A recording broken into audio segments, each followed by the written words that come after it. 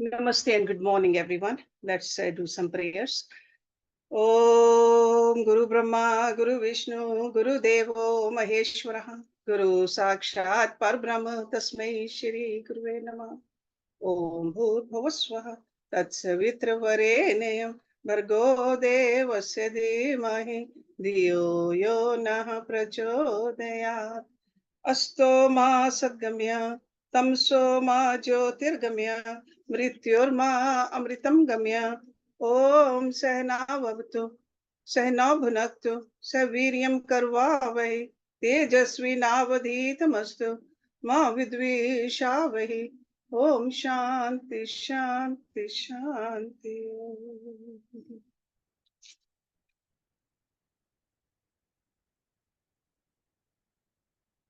During the last 100 years or so, the way of life has changed greatly throughout the world. The social system and other systems are no longer the same as they used to be. And this has brought about a dispersion of human energies at all levels. The mind of a man has lost the point of balance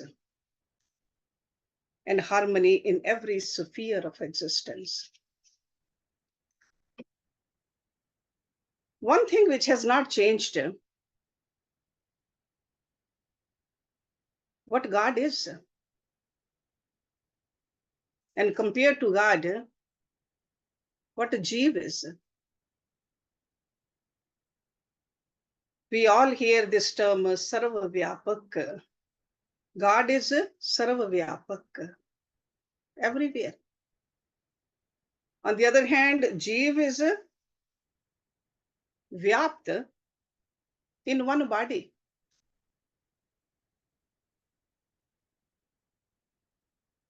God is Sarvagya.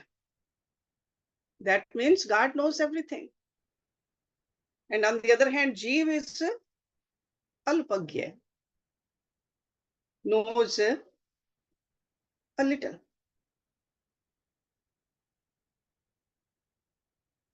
God is Niyamak and Jeev is Niyantaha.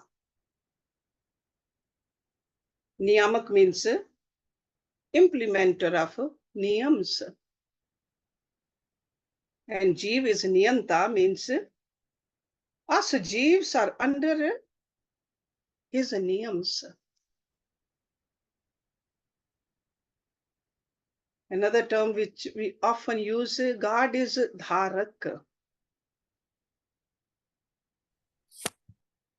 And Jeev is Dharyaman. We are being upheld by him. He is the Dharak. So if we remember this truth, which does not change, even while living in this changing world, we can keep our point of balance and harmony in every sphere of existence. But if we forget this, then we are lost. Because we are so engrossed in material survival, we are not aware of what has been happening to us.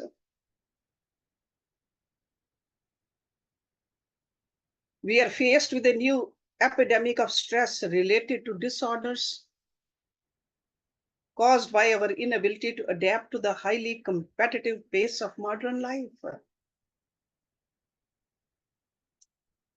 The international problem is tension, hypertension, total tension.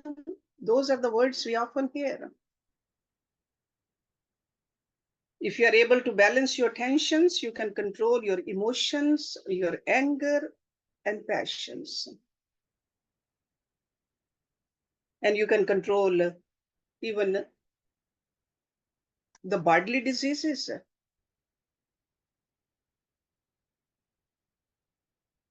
The threefold tensions, whether you think too much or you don't think at all, you can accumulate these tensions. If you work physically or you do not work at all, you will accumulate tension. Whether you sleep too much or not at all, you will accumulate tension.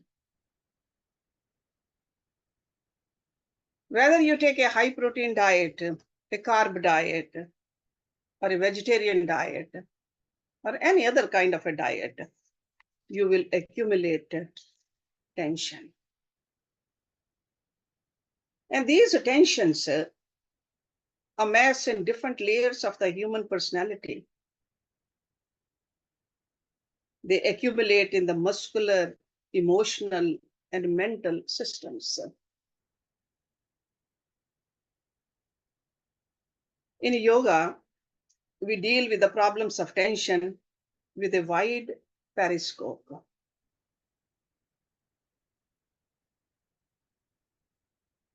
We realize that if the mind is tense, the stomach will also be tense. And if the stomach is tense, the whole circulatory system is also tense. So it's really a vicious circle of events in our body.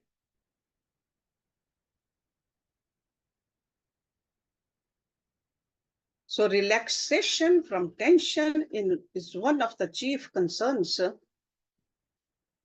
in the yoga system.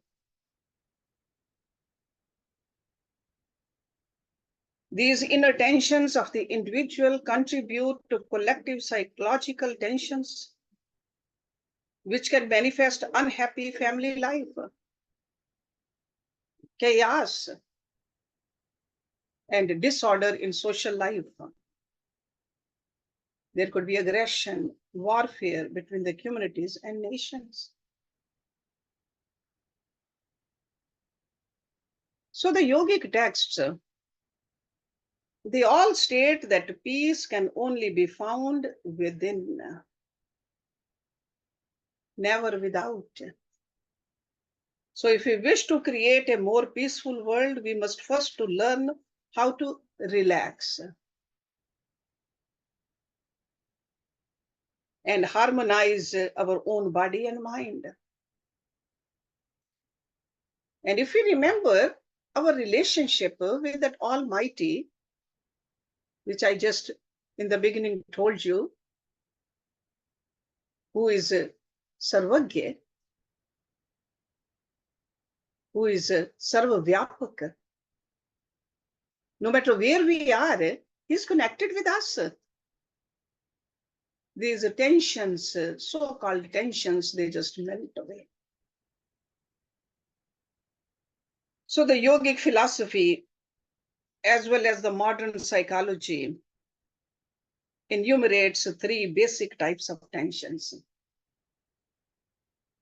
which are responsible for all the agonies of modern life.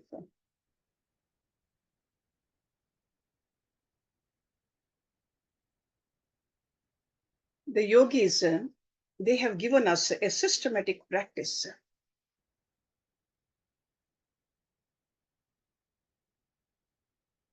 This practice is called Yog Nidra.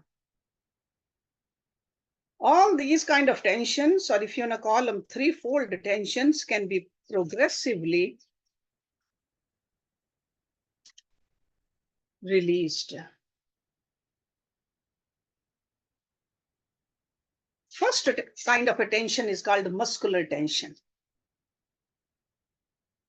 Muscular tensions are related to the body itself. And it could be due to the imbalance between the nervous system and the endocrinal system. These are easily removed by the deep physical relaxations attained in the state of Yog Nidra. Emotional tensions, that's a second kind. which stem from various dualities, such as love and hate, profit loss, success failure, happiness unhappiness, which are more difficult to erase than the physical. Why? Because we are unable to express our emotions freely and openly. Often we refuse to recognize them, and they are repressed. And the resulting tension becomes more and more deeply rooted. And it's not possible to relax these tensions through ordinary sleep or relaxation. So yogis have given us this method of Yog Nidra so that we can tranquilize the entire emotional structure of the mind. And third kind of a tension is a mental tension. Result of the excessive mental activity. Mind is a whirlpool of fantasies, confusions, oscillations. Throughout our life, the experiences registered by our consciousness are accumulated in the mental body.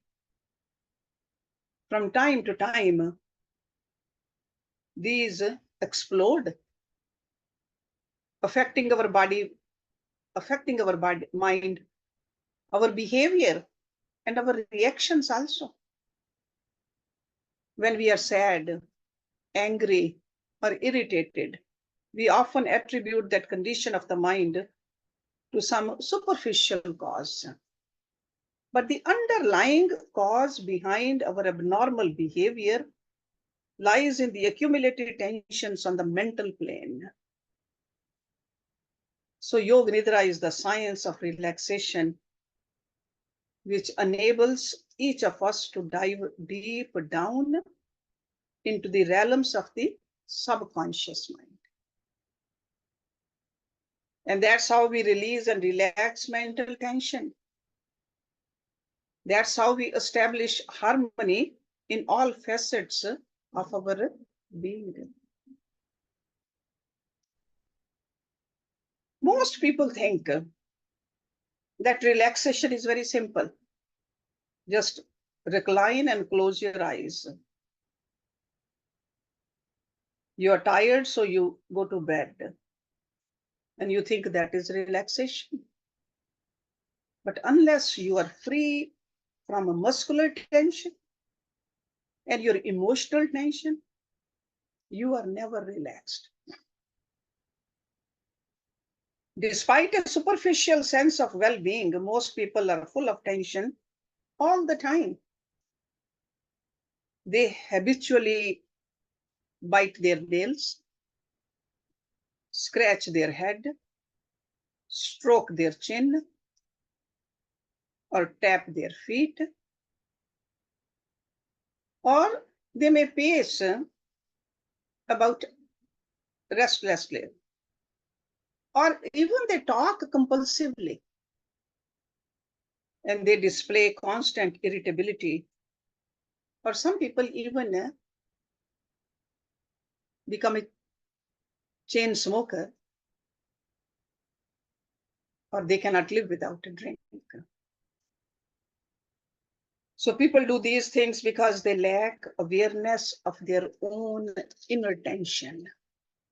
They think that by doing all this, or some of it, they can remove their tension. Even while sleeping, thoughts and worries revolve in the mind, because mind doesn't sleep for a long time. So that the tense person wakes up feeling exhausted. So in order to relax completely, the inner tensions of the body, emotions, and mind must be relaxed.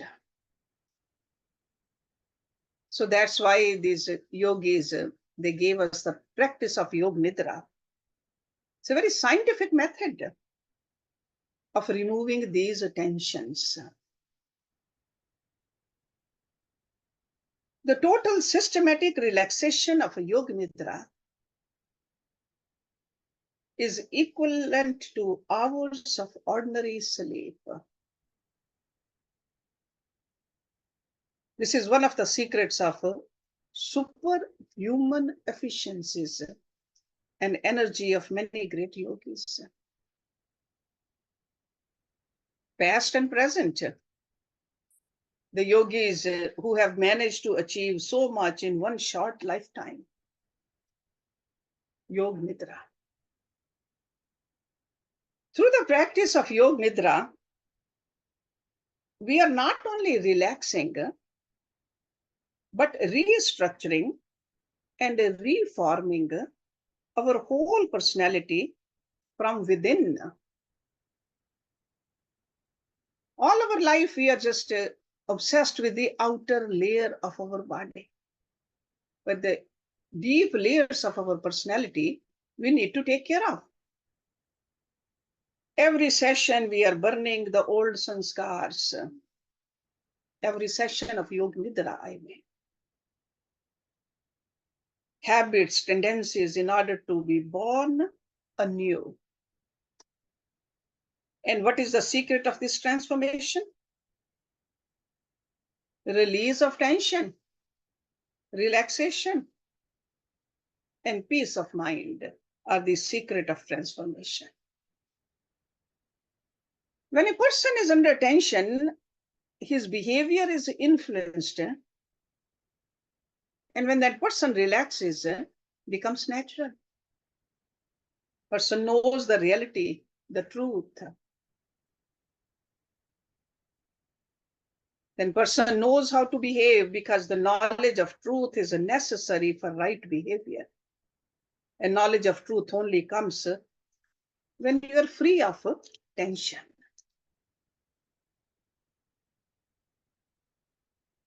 So what is this Yog Nidra?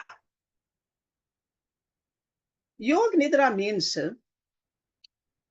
sleep with a trace of awareness. It is a state of mind in between wakefulness and dream. When you practice Yog Nidra, you are opening the deeper phases of your mind.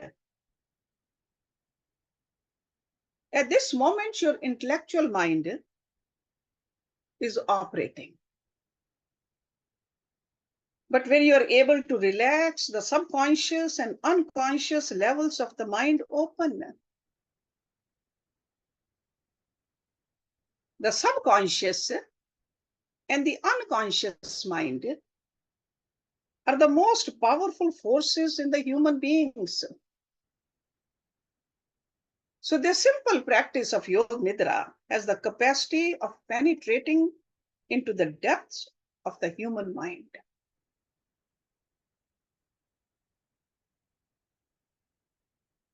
The subconscious mind is a very obedient disciple.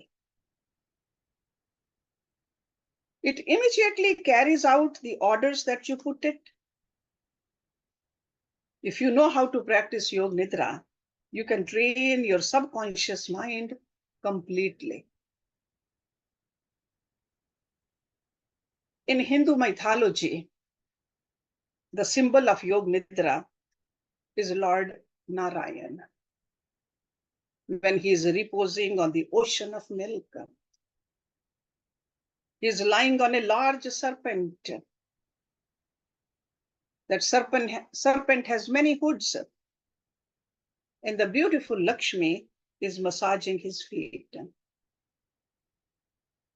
From his navel, a lotus flower springs, and seated in that pericarp is Lord Brahma, symbol of the unconscious.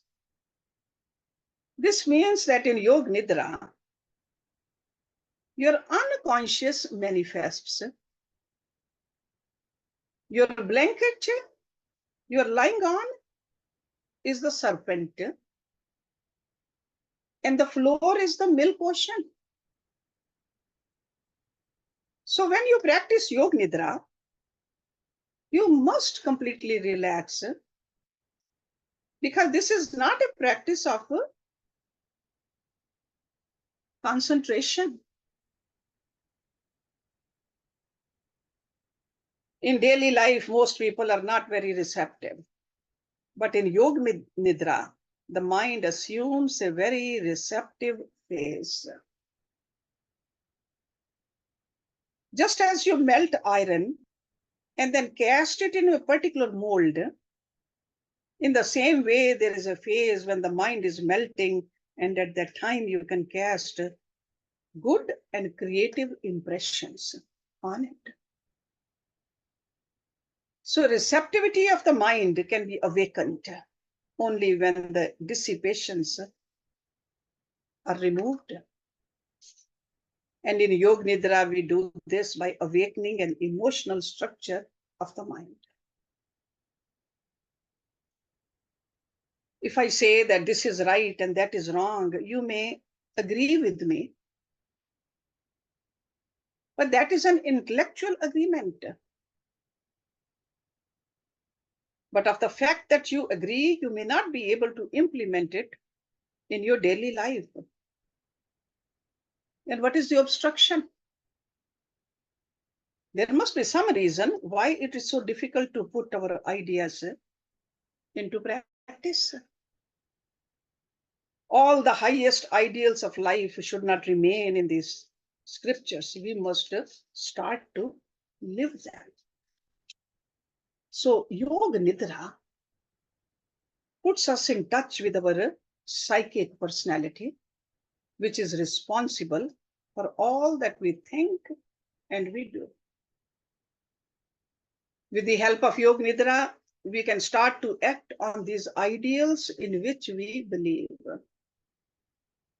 In Yoga Nidra, perhaps the most effective means of training the mind is found in Sankalpa, which you make for yourself during each practice. Sankalp is a Sanskrit word which can be translated as resolve or resolution. It is an important stage of Yoga Nidra. And it's a very powerful method of reshaping your personality and direction in life along with the positive lines. Sankalp can be the creator of your destiny. Most of us are floundering in the darkness. It's almost like a ship without rudders, which sails without sheet anchors. We don't know which way we are headed because we are being led, forced, and pushed by the tempest of life. Sometimes we go towards the right way, but that is usually because we are pushed into it, because we didn't have any choice. But when we use the technique of Yoga Nidra, we have a choice in life. And that choice is created by the sankalp or resolve. So the sankalp takes the form of a short mental statement which is impressed on the subconscious mind. That mind, when it is receptive, mind when it is sensitive to auto-suggestion during Yoga Nidra. So the sankalp has to be made not when you are intellectually active, but when your mind is calm and quiet. Before and after the practice of Yoga Nidra, there is a short period dedicated to sankalp. The resolve you make at the beginning of the practice is like sowing a seed. And the resolve at the end is like irrigating it. Because we just don't want to throw the seed into the soil. We have to make sure that there's an irrigation system. So sankalp is a determination to become something or to do something in your life. Sankalp is a seed which you create and then sow in the bed of your mind. When the mind is clear, the sankalp grows very well. If you first prepare the bed with fertilizer and manure, and you remove the weeds and grass, and then sow the seed, the plant will grow beautifully.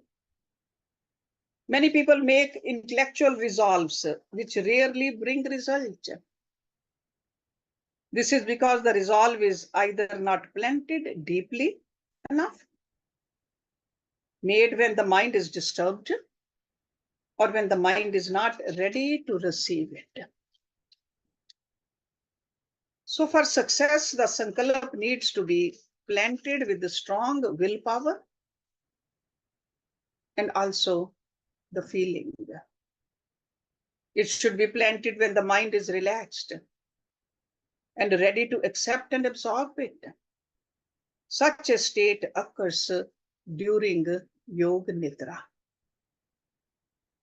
Once the seed of sankalp is planted deep in the subconscious, it gathers the vast forces of the mind in order to bring about its fruition. Each of us has the power to remold our own mental structure because it's our mind. We do have that power. No personality is beyond reformation or fear or obsession. It cannot be deep-rooted that it cannot be changed. We have the power to change it. So the seed of change is found in the resolve made in Yog Nidra. This resolution must be backed by deeply ingrained willpower, Sankalp Shakti, in order to be carried through. Although you can use the resolve for therapeutic purposes, but the yogi gurus say that you should rather use for a greater purpose, such as achieving self-realization or the state of samadhi. The purpose of sankalp is not to fulfill desires, but to create strength in the structure of the mind. You can even say that sankalp is the force of will. Sankalp can create a direction for your whole life if you use it wisely. So in what way does Yog Nidra affect the body and mind? It can relax the whole system, awaken the psychic body. It can even give us the experience of the astral plane. It can shift pressures from the coronary system and also exert an influence on the physical matter in the brain. So when we practice Yog Nidra, we are trying to transcend the behavior of the external mind. And when the mind becomes subtle, during the practice of Yog Nidra, its experiences are almost on the same level as we have in the dreams. And there is, of course, the fundamental difference that the experiences in Yog Nidra are much more vivid and clear than those that occur in the dreaming state. So Yog Nidra is a practice. It's not just a philosophy to discuss. It is something we practice, which brings the deeper layers of the psyche into conscious experience. In every area of the brain, there are millions and millions of impressions stored in the form of archetypes. These archetypes in themselves are the sum total of the each and every experience of life, which we call karma. It's just like a camera registers whatever has been photographed. In the same manner, every experience we undergo, consciously or even unconsciously, is registered by the subconscious mind. And in the course of time, it is turned into what we call an archetype. We all know that as human beings, we are not only a biological substances, we are microcosmic creator. The macrocosmic creator is called God, and the microcosmic creator is known as a human being. The macrocosmic creator evolves the planets and the universe, and the microcosmic creator makes karma out of every action and experience.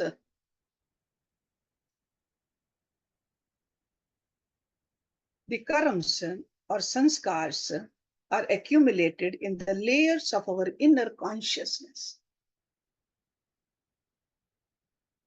The deepest layer in which sanskars are engraved and processed is the unconscious, where they remain latent and they remain unmanifested.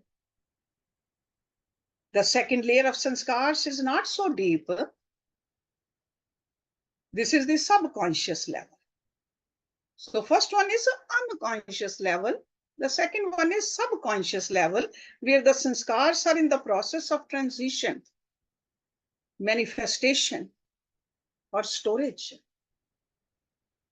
And the third layer of sanskars is in the process of maturity and fructification. That is called conscious level. So unconscious, subconscious, and conscious. And in the doctrine of karma, these three levels are known as current karma, accumulated karma, and destiny. During the practice of Yog Nidra, your consciousness travels through one layer of consciousness to another, according to its possibility and capacity. Sometimes it goes very deep. Then you have more fantastic and exploding experiences. Sometimes the consciousness is not able to go deeper. It only remains within the layers of the conscious mind. Then you have some sort of relaxation, sleep, or pleasant experience. So it all depends how deeply you could travel inside your mind. Experiences such as levitation may occur while the consciousness is traversing through the subconscious mind. So levitation means you feel that you have been lifted up into the air. When the awareness penetrates into the subconscious realm, it is temporarily detached from the body idea. So like a detachment from this physical body. When the dissociation takes place between the mind and body, you have a lot of wonderful experiences. All these experiences which you have in the different layers of your subconscious and unconscious are nothing but the manifestation of your own karma, either from this life or previous lives. This is how the process of Yog Nidra eliminates the whole store of karmas. And Yog Nidra purifies us at deeper levels of our mind. Sometimes experiences of a past life arise directly, but mostly they manifest symbolically. Words and the concepts are the language of the conscious intellectual mind. The subconscious mind has a language of its own based on symbols, colors, and sounds. These are the archetypes which emerge from the psychic realm during Yog Nidra. So during Yog Nidra, the specific symbols which are visualized strike at the different areas of the mind, and they explode the archetypes or latent sanskars. So in Yog Nidra, the important thing is simply to expose yourself to the instructions of the teacher. So without the guidance from the teacher, you cannot do Yog Nidra. The guidance could be a recorded voice or a live voice.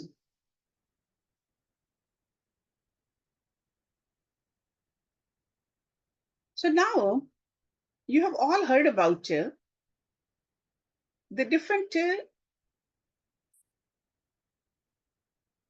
branches of yoga, like a Hatha Yoga, Raj Yoga, Bhakti Yoga, Jnana Yoga. Where does this Yog Nidra, which is such a powerful technique, in which branch it belongs to?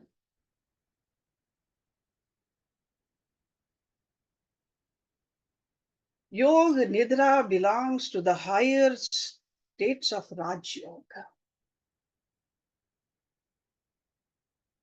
You're all familiar with the 8 limbs of Raj Yoga: Yam, Niyam, Asana, Pranayam, Pratyahar, Dharana, Dhyan, Samadhi.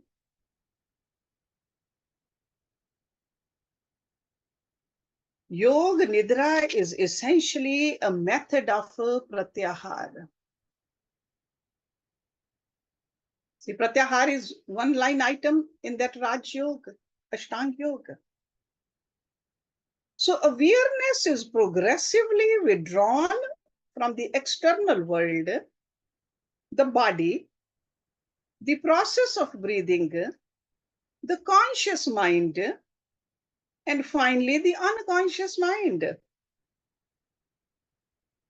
So in the advanced stages, when relaxation is complete, Yoga Nidra involves dharana and samadhi.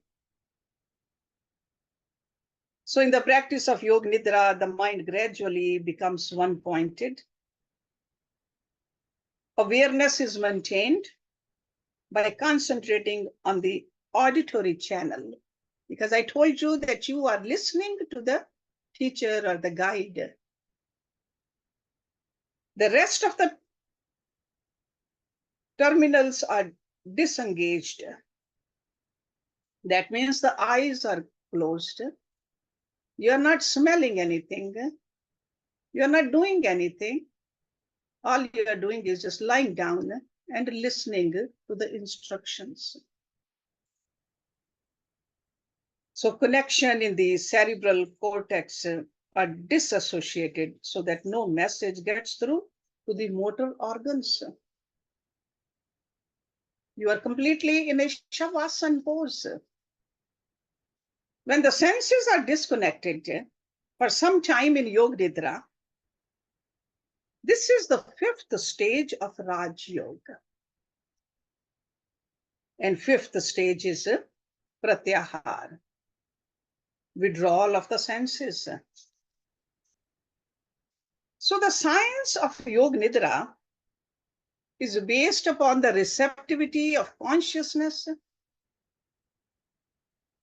When consciousness is operating with the intellect and all the senses, we think we are awake and aware, but the mind is actually less receptive and more critical. When the consciousness is operating through only one sensory channel, over here, hearing, it becomes far more sensitive. It's just like all the energy is going towards that hearing. However, if consciousness is divested of all the associations of the senses, it's a different phenomenon. So this profound state is such that even the sense of self-awareness is completely consumed. During concentration, you know you are concentrating, but when you are in the state of Yog Nidra, there comes a moment when you do not even know you are in Yog Nidra. When the mind disassociates itself from all the sensory channels, it becomes very powerful. But it definitely needs training. Sometimes people confuse the Yog Nidra with hypnosis. These two are totally different sciences. They start from the same point of relaxation and receptivity. But Yog Nidra proceeds in one direction and hypnosis in another. Throughout the Yog Nidra practice, there's a very important instruction which is always given. Do not sleep. You must try to maintain awareness.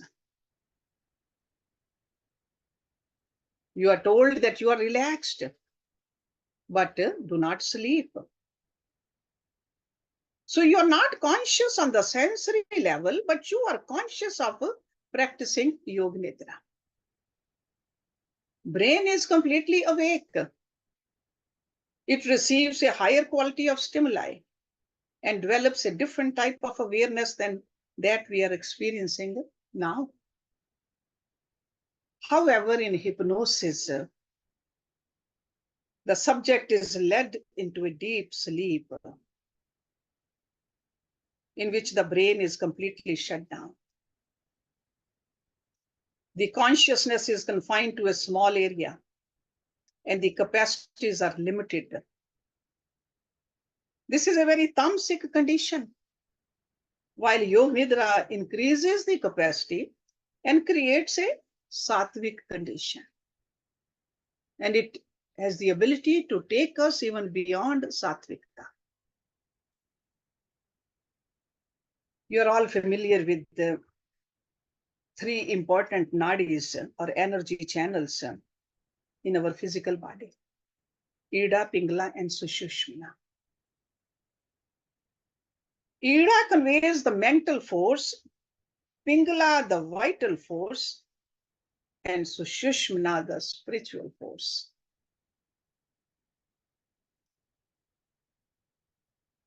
So in the scientific terminology, they are referred to as the sympathetic, parasympathetic, and central nervous system. Throughout our lives, Ida and Pingala nadis are continually feeding the brain with the necessary stimuli, which enable it to cognize an object, a sound, or idea. But if you close off Ida and Pingala by means of pratyahar, and over here we are talking about the Yoga Nidra, then the brain is isolated.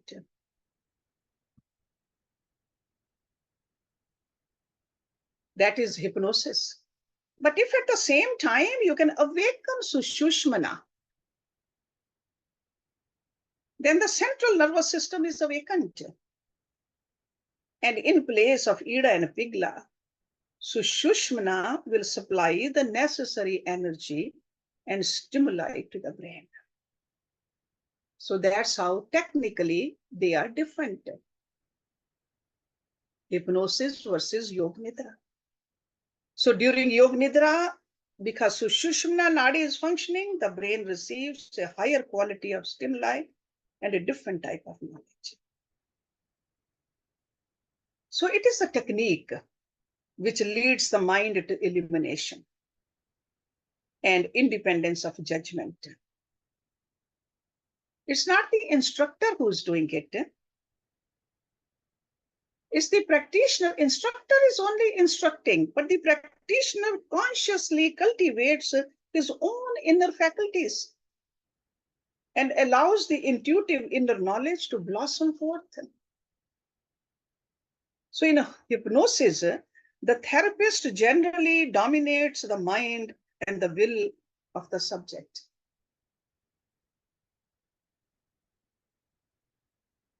The practitioner of Yog Nidra begins at the other end of the spectrum. There's a progressive movement of awareness through the parts of the body, which induces the physical relaxation, clears all the nerve pathways to the brain, the precise order of rotation of consciousness throughout the body parts, which is very important in Yog Nidra. Once this sequence is established, it induces a flow of pranic energy. And there is a deep relaxation in the entire mind. And it's not just one time. See, just like there has to be regularity of the Hatha Yoga practices, regularity of the Dhyan practices, regularity in our devotional practices, the same way the regularity for this Yoga Nidra also. So familiarity and daily repetition of this sequence exerts a rapid interning effect upon the normally fragmented and dissipated awareness. I'm sure some of you have already practiced it or maybe tried it a couple of times, but this experience which our yogis talk about, or the fruit of the practice of Yoga Nidra, it comes from a repeated and a regular practice. So just like we practice Jal Neti every day, not only when we get sick. We just don't pray only when we need something. We pray on a daily basis. We develop a relationship with God and us. So the same thing with the Yoga Nidra also. So the idea of today's classes or this lecture is that we are more familiar with this particular aspect of yogic sadhana. And if you are interested in practicing it, we can practice also in these classes, maybe in our future classes. Let's stop it here. Om Purnamada Purnamidam Purnat Purnamudachyate Purnasya Purnamadaye Purnameva Vishishyate. Om Shanti Shanti Shanti Om.